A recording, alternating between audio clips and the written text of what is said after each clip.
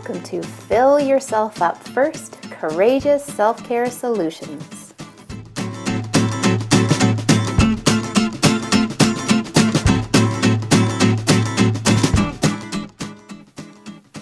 Get ready for some courageous self-care solutions with me, your host, Christina Marlett. So what I wanted to share with you today is about intuition. Here at Courageous Self-Care, June is about trusting your intuition. So I'm going to be doing some Facebook Lives to share with you what I've learned about intuition. I used to think that, I didn't used to know about intuition. And what I learned, what I thought about intuition was that I only knew the word psychic.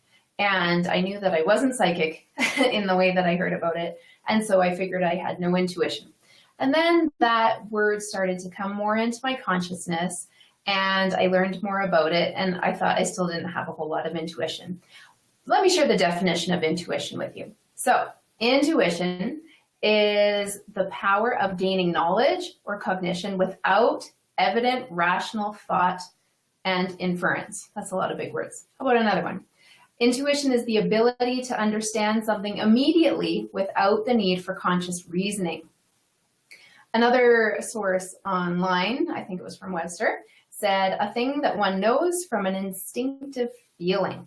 And then I always like to look up where words come from. So I looked up the original meanings of intuition, and it means to look at or consider from within, and it's connected with spirit. So it's a kind of spiritual perception. Intuition is nothing more than connecting with that which is greater than us and then deciding what we do with that information. So here's what I wanted to share with you about intuition that really helped me. There are three kinds of intuition. And the first one is visual. So that would be when in your imagination you can actually see something. You might get a vision of something that is going to happen, or when you visualize, that's using your intuition, creating what you want your life to look like. And when I learned about that, I thought, okay, I don't think I have that ability. The next kind of intuition is auditory. So these are in fancy words. They're called clairaudio, clairvoyant, and clairsentient. So right now we're on auditory. This might be hearing things. It can be hearing a voice. It can be hearing like a tiny little voice. That's what my granny always called it, her little voice that told her to do things. And it can also be sounds. And it, like even a ringing in your ear can be a sign of something that to pay attention to. Spirit trying to get a hold of you. And then the third kind of intuition, there we go, is kinesthetic. Kinesthetic means feeling in the body. And when I learned about this kind of intuition, I thought, oh my gosh, I am intuitive. I know things. And when I know them for sure, I act on them. And I don't have to think about them. So going back to that original definition of intuition, it's about knowing things without having to explain them with conscious, rational thought. So which one are you? Do you see things in your imagination? Do you hear things, or do you know things and feel things? It was such great news to me that there was kinesthetic or clairsentient intuition. As soon as I learned that, I thought, oh my gosh, I am intuitive. And since then, I have been cultivating my intuition by acting on it. The more we ignore our intuition, the harder it is to get it.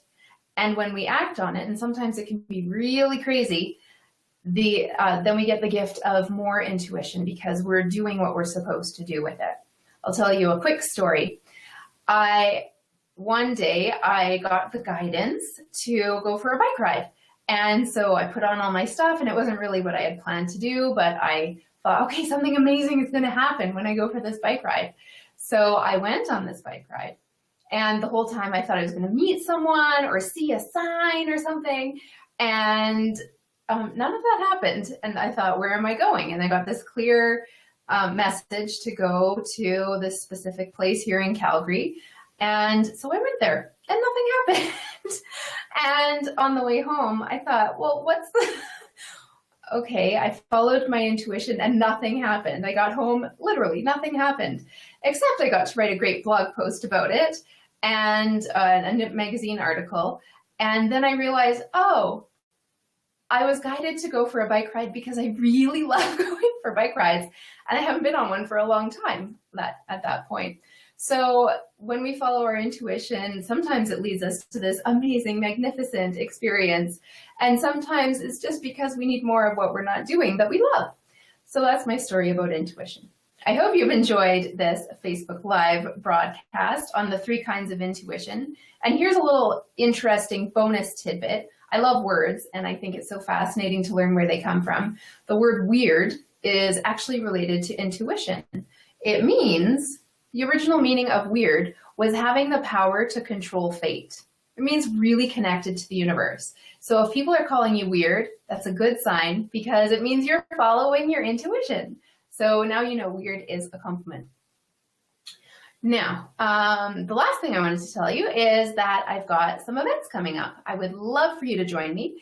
And you can go to the CourageousSelfCare.com webpage to find out what they are. I have one specifically coming up on June 10th, the Courageous Self-Care event here in Calgary. And all of the information is on CourageousSelf-Care.com/events. So you can go there and find out more about it. Thanks for tuning in today, and I will see you again soon later on this month as we discuss more about how to trust your intuition.